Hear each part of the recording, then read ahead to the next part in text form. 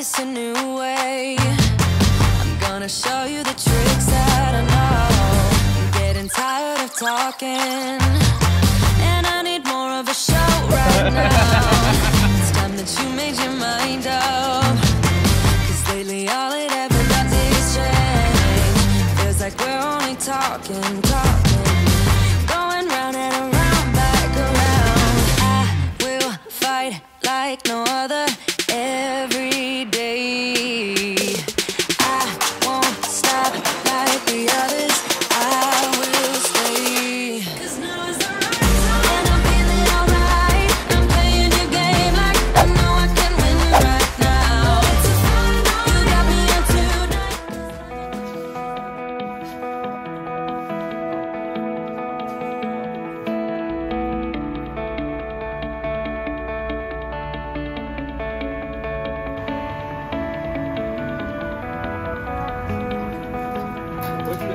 So it's about 10 to 7 in the morning, and I've just come from the Shell garage where I filled up the Prado with diesel, pumped the tires to 2.5 bar, double checked everything on the trailer, and now I'm heading southeast towards Rakops, from where we'll head to Deception Valley in the Central Kalahari Game Reserve.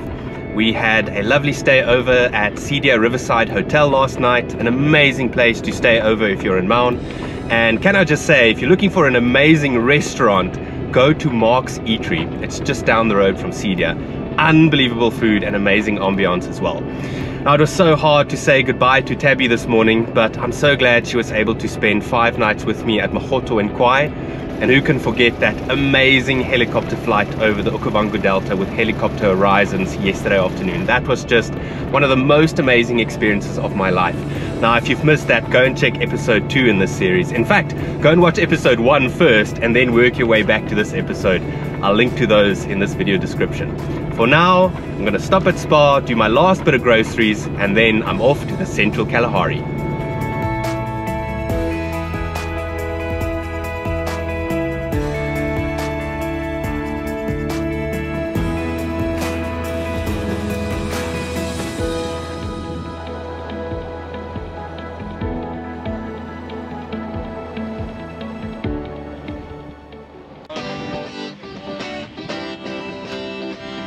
We filled up again at the tiny filling station in the Rakops, and then stopped to deflate our tires to 1.8 bar before tackling the sandy 45-kilometer stretch to Matsweri Gate.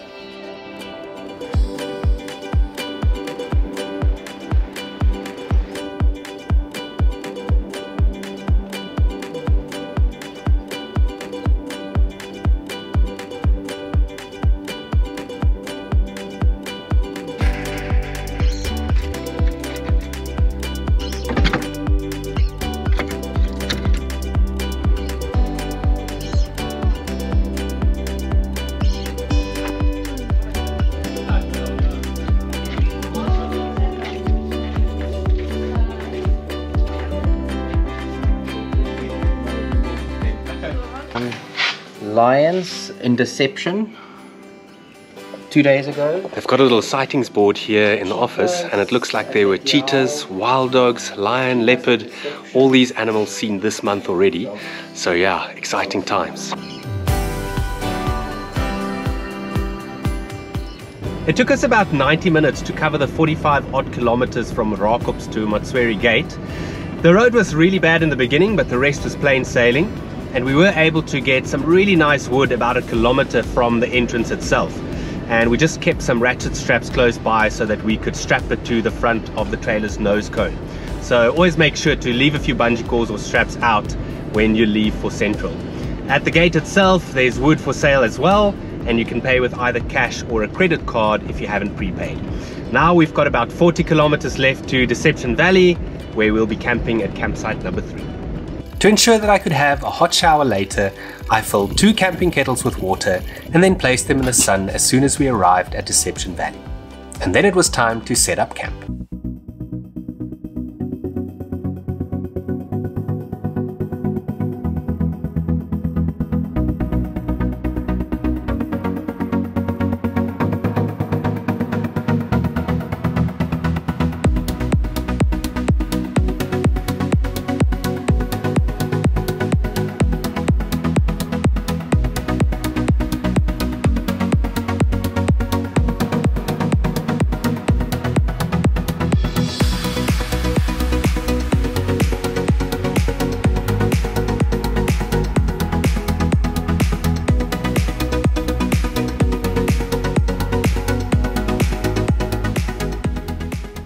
Francois, how does it feel to be in the Central Kalahari? Now that I'm clean, it feels good. You look suspiciously clean. I am suspiciously clean. It's the best I've smelt in a week. I'm going there next.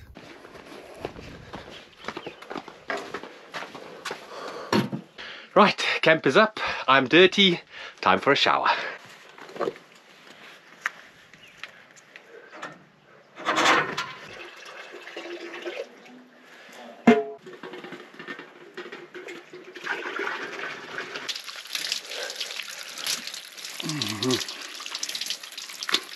Man, that feels good.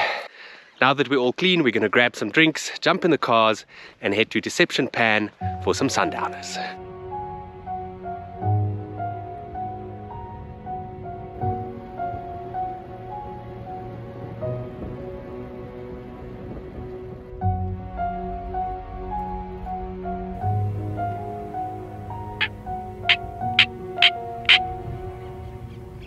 Man, it feels absolutely amazing to finally be here in the Central Kalahari Game Reserve.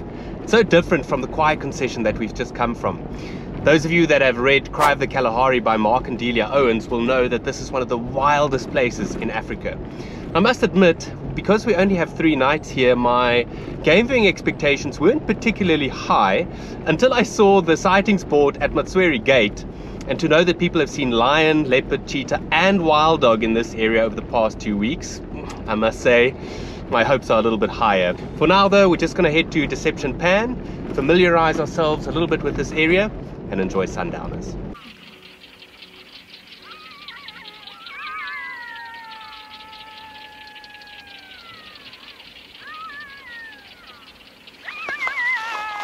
We're just standing here in Deception Valley having our sundowners, and the best sound in the African bush, blackback jackals calling.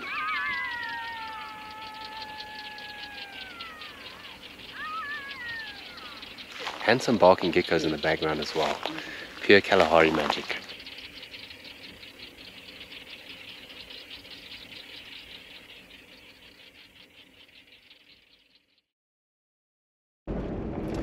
So when we were driving in Kwai at Mahoto, it was really nice to use our little two-way radios because we had so many little roads that we could take.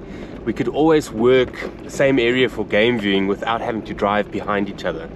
But here in the Central Kalahari, there's basically only one road going this way, one road going that way. And that means if we were to do game viewing in the same area, someone was always going to eat someone else's dust. So this morning we went our separate ways. I'm driving the same route that I did yesterday, or that we did yesterday, towards Deception Pan all along the valley. And Francois and Steph headed north towards Sunday and Leopard Pans. So it does mean that whatever we see, we'll see only for ourselves. We won't be able to share those sightings, but it does mean we cover a little bit more ground here in the Central Kalahari. The sun just came up.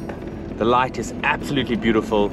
I heard some lions calling in the distance, but they were very far away. But let's see what I can find between here and Deception Pan.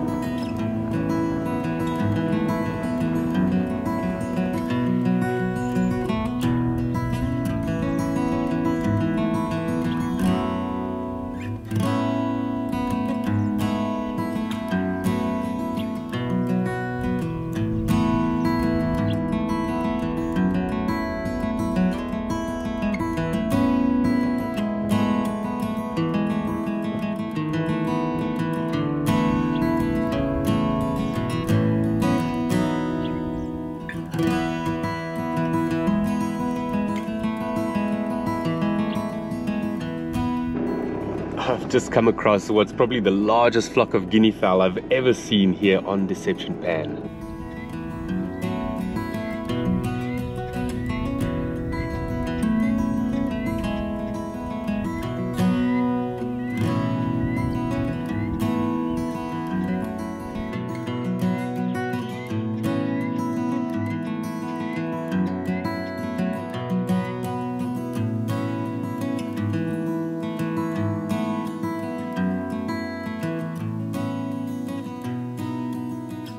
So one of the challenges when you come to a place like the Central Kalahari for the first time is knowing which campsites to book.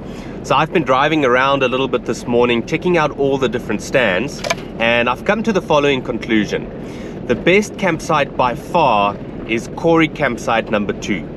It's the only campsite that properly overlooks Deception Valley, and it's also nice and large, has plenty of shade, and it's got those 2 sort of bathroom cubicles, or spirals I should say, where you can hang your bucket shower, and you've got a long drop as well. Now, I wouldn't book any of the other Kori sites, even though they're all close to the valley itself, because they don't have a huge amount of shade, or they're not very level at all. Close by, you also have the Deception Valley campsites, where we're staying at the moment, and I really like the one that we're on, Deception Valley number 3. Again, it's nice and large, has plenty of shade, and it also has those sort of ablution facilities.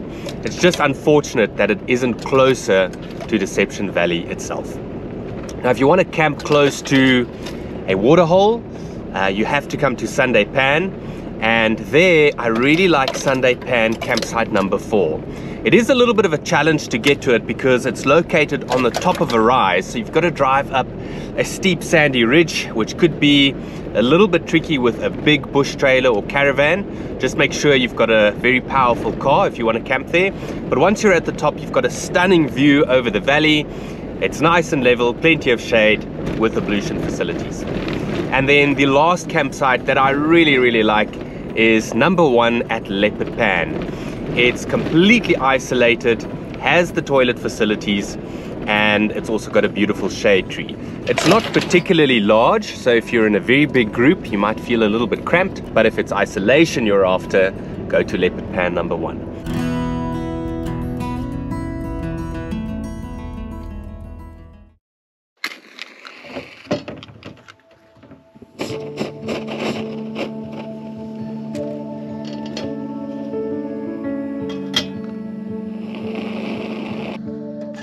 The next morning, I decided to head to Sunday Pan, which is located about 20 kilometers northwest of the Deception Valley campsites. It took me about 45 minutes to get there, but boy, was it worth it to get up early.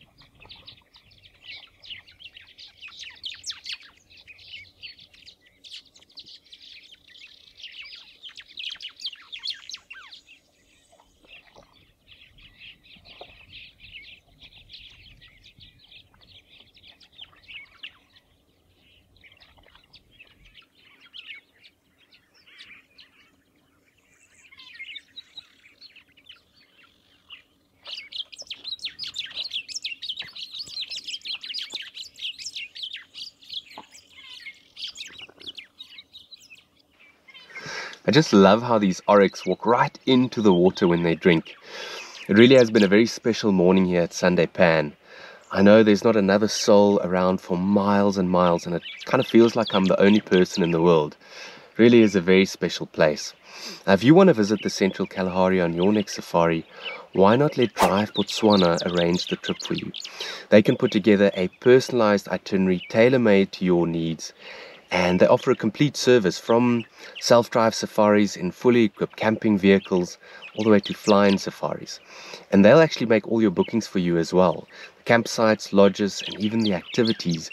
And then they'll provide you with detailed day-by-day trip information to help you navigate around. And what's also nice is they're based here in Botswana, which means that they're on hand to assist should the need arise, just giving you peace of mind on your trip. Their knowledge and expertise of these extremely remote places in Botswana, like the Central Kalahari, will also ensure that you get the most out of your safari. So I've added a link in the video description if you want to learn more about Drive Botswana.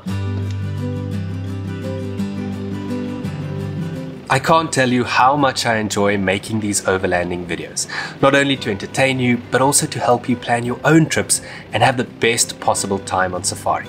Here are a few items that proved invaluable during our trip. Because the car sucks in so much dust, a feather duster came in very handy. An absolute must in the Central Kalahari is Liqui Moly rat ban, which we sprayed on our engines every night to prevent the rodents from chewing the electrical cables. Arguably the most valuable item on our entire trip was Francois and Steph's Jackery Explorer 1000 portable power station. We topped up the power levels with the help of a solar panel, and its 1000-watt inverter allowed us to keep our laptops, camera batteries, cell phones, and two-way radios charged. Speaking of which, a pair of two-way radios not only doubled our chances of finding animals, but it also kept us awake and entertained on the long roads between reserves. Since you have to remove all rubbish yourself, bring some heavy-duty bin bags and a foldable dustbin and hang it in the trees at night just in case hyenas come by. Last but by no means least, for peace of mind, I always travel with a satellite phone from Sat4Rent. Their service is second to none, and I'll leave a link to their website in the video description.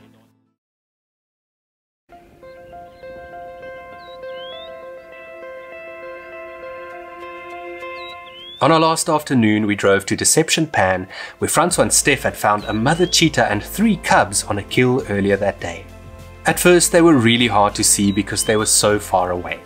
Vultures, crows and jackals had already arrived on the scene, and it was obvious that the cheetahs had already eaten plenty of the carcass because their bellies were very full. Despite this, Mom still tried her best to keep the scavengers away.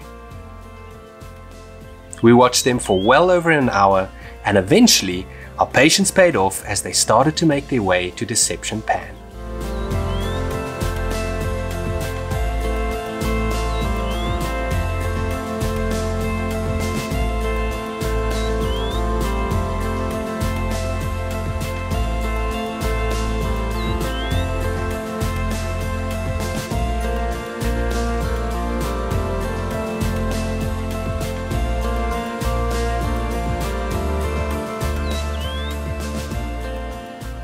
What a spectacular way to end our time in Botswana.